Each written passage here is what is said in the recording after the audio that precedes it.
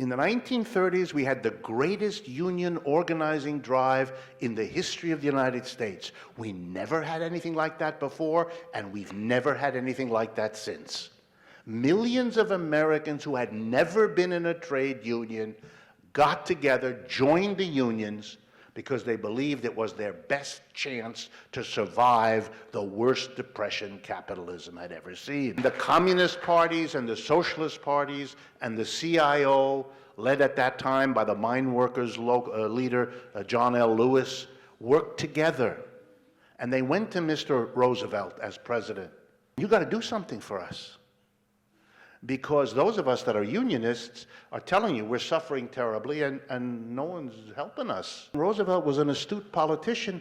He knew they meant it. So he went, he convened a meeting of rich people and corporations. You know, he comes from that background personally. His family is an elite family. And he told them, he basically said to them, look, I got to do something for the mass of people. It's going to cost an enormous amount of money. You're going to give it to me.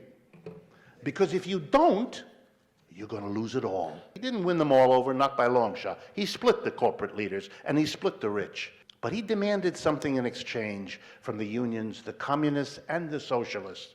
And the majority of all those groups agreed. I'm going to give you the best help for the mass of people you could imagine. Social Security, unemployment, what I went through with you. But you've got to stop talking revolutionary babble.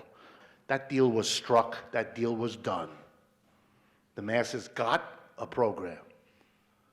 What's the lesson here? Two lessons. One, you want a different outcome to a period of economic hard times, you got to build organizations from below. You count on the political structure, you will get exactly nothing.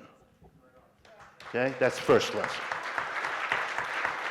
But even more important is the second lesson. If you don't, here we go now, change the organization of the enterprise, if you don't radically alter the capitalist enterprise, everything you do can and will be undone.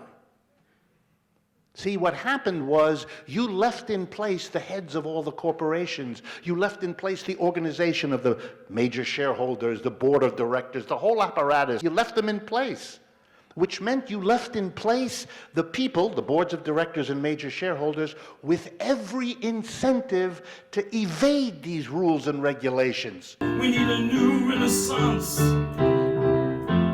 something for the heart and the mind. We need to be talking to each other.